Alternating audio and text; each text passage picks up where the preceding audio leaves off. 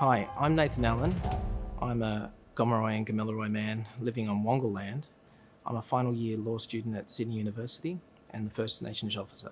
Studying law was a changing career path for me, and I wanted to take on a challenge that was going to be something bigger than me, something that I could be a part of and take with me. It's been a long 4 years. There's only a few Aboriginal students here. The goodwill from lecturers is growing, and it's important that we're able to continue the dialogue with them to bring what's important about Indigenous perspectives to the curriculum and build that capacity moving forward. I'm the First Nations officer, and we have our own committee there as part of other SOLS committees. It's a relatively new portfolio, and like most other committees over the last 2 years, we've been limited in the opportunities that we can find our First Nations students. My focus has been trying to find and communicate with organisations and businesses to find employment opportunities for law students during their studies and afterwards. Opportunities are definitely there, but it requires a lot of goodwill from organisations. At the same time, it requires students to step up to the challenges, develop some of the soft skills that are needed for when they graduate, and keeping an open mind and open dialogue between everyone. In the coming years, I hope that there are a number of Indigenous academics that come to the table here to start sharing more of their history and perspectives. It's a very important part of reconciliation in Australia, as well as having a more informed graduates that come out of the law school.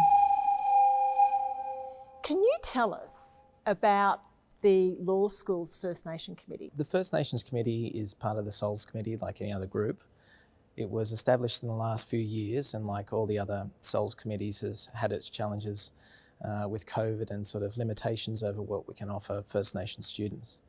So there's been different discussions and talks online in Zoom, and while we'd like to meet in person, it's been a little bit more limited. My focus has really been on finding networking and employment opportunities. So talking to different organisations and businesses and trying to see how we can get First Nations involved during their studies and later with grad opportunities. And how's that gone? Well, it's an ongoing process. You know, it's about finding more diverse organisations so that we don't just cater to the corporate graduates, and that we find more social justice opportunities. So yeah, it's good, as well as internships and different funding and scholarship opportunities. So it's a work in progress.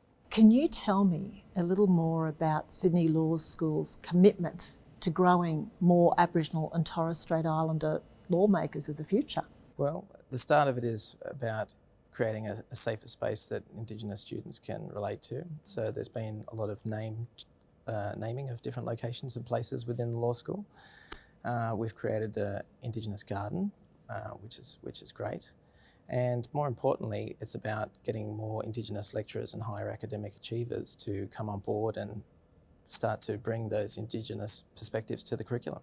Australia's history has largely been told by sort of white anthropologists, historians, and that creates a large gap in our history.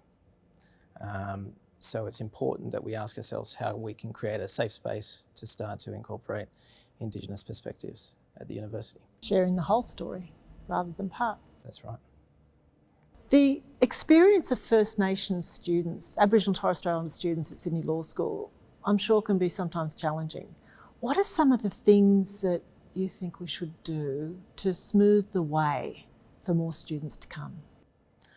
Well, it can be challenging for First Nations law students at any university, but particularly such a traditional old school university like Sydney. We've got to make more positions available for Aboriginal and Torres Strait Islander students, and we need to start bringing more of the perspectives into the curriculum so that we can relate. There's a big gap in terms of the history. We know that Indigenous lawyers are underrepresented, but we know that legal issues facing First Nations people in Australia are completely overrepresented, especially in the criminal justice system. So, you know, in order to have different ways of tackling those issues, we need to bring different perspectives. Yeah, quite a challenge. Thanks very much for your time. Really appreciate being able to hear some of your reflections on your time here. Thanks for having me.